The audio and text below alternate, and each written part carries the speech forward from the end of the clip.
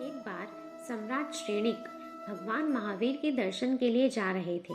रास्ते में उन्होंने एक मुनिराज को अत्यंत क्रोध की मुद्रा में एक पेड़ के नीचे ध्यान में बैठे हुए देखा। सम्राट श्रेणिक ने उनको वंदन किया और सीधे भगवान महावीर स्वामी के सम्मुख शरण में चले गए और भगवान से मुनिराज के तीव्र क्रोध का कारण और इसका फल जानने की इच्छा रखी।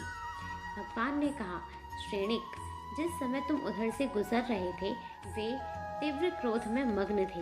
अगर थोड़ी देर ऐसे ही रहे तो सातवें नरक में जाएंगे। दरअसल बात यह है कि वे एक राजा थे और अपने बच्चे का अबोध अवस्था में राज तिलक करके वह दीक्षित हो गए थे। उनके दीक्षित होने के बाद उनके मंत्रियों ने छल पूर्वक पूरा राज्य हथिया लिया और उनके बेटे और रानी को देश से निकाल दिया था। फिर जब राजा श्रेणिक भगवान का धर्म का उपदेश सुनकर लौटे तो वहाँ का माजरा देखकर अचंभित हो गए। देखा, महाराज को तो केवल ज्ञान हो गया और सभी देवता उनकी पूजा कर रहे थे। राजा श्रेणिक को देखकर आश्चर्य हुआ कि इनको केवल ज्ञान कैसे हो गया।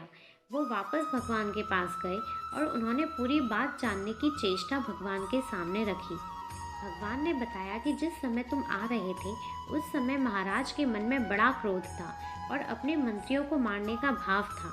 जैसे ही एक हाथ तलवार और दूसरा हाथ मुकुट के स्थान पर गया तो तत्क्षण ध्यान आया कि अब वो राजा नहीं, एक मुनिराज है। अपनी गलती का एहसास करके प्रायश्चित किया और आत्म ध्यान में लीन होकर केवल ज्ञान को प्राप्त कर लिया। तो यह है भावों का चमत्कार। बंधुओं, पहले प्रयास करो कि भाव बिगड़े नहीं, और यदि कदाचित भाव बिगड़ भी जाए तो तुरंत ही उन्हें संभालो। ध्यान रखने की बात यह है कि जब भाव सुधरेंगे तभी भव सुधरेगा। ऐसी ही और भी कहानियों के लिए मेरे चैनल को लाइक, शेयर एंड सब्सक्राइब करना ना भूलें। सादर जय जिनेंद्र।